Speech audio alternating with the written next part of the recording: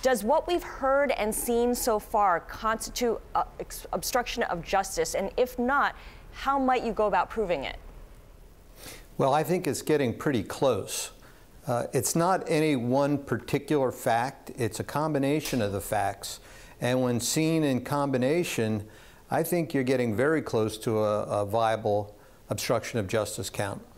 Peter, we haven't seen the Jim Comey memo yet, but presuming it comes out and presuming it's been accurately characterized by the reports, would that memo itself, which is one person's characterization of a conversation, count as a smoking gun?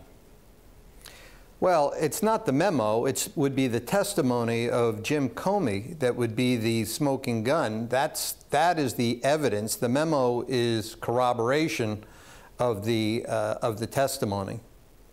So, Peter, according to reports, that memo was given to an aide who suggested that Comey didn't believe it was a direct threat in that meeting. How important is that hearsay afterwards if you've got a memo and you've got Jim Comey's statement afterwards and they don't agree?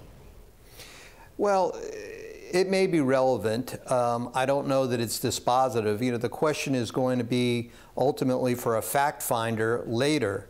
Comey's opinion about it is not really the dispositive question. It's what the facts lay out. And to be clear, when I was referring earlier to other facts, I'm not talking about just the memo or just the conversation with Comey. It's the president's own comments and tweets about this that are relevant. So he has helped make out a case against himself by all of his comments belittling the Russia investigation, his comments to Comey trying to get his pledge of loyalty, trying to get him to drop the case against Flynn, failing in that, firing Comey, and saying when he did so a few days later that the reason he fired him was because of the Russia investigation.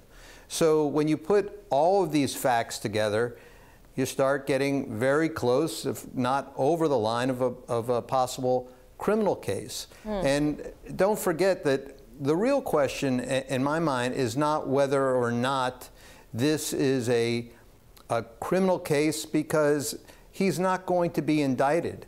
If he's thought to have overstepped the boundary, the remedy is impeachment. And there the question is, I think, a little bit different, and that is whether he abused his office, abused his authority, and whether he violated his oath of office.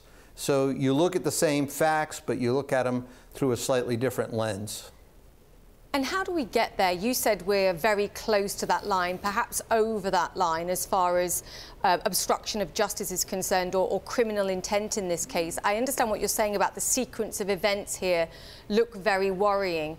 What gets us over that line specifically from Comey's statement, as you said, the smoking gun? Well, I think a lot is going to hinge on Jim Comey's testimony before Congress. I mean, I would imagine there's going to be 50 million people watching that testimony. If not live, then they're going to be watching tapes of it. And I also would be willing to guess that Jim Comey is going to come off as a very formidable witness who's very persuasive and very credible. And put on the other side, you have someone who has documented lies repeatedly. I mean, the list goes on and on. So between the two of them, Peter, I think most... Peter, we're going to have to leave it there.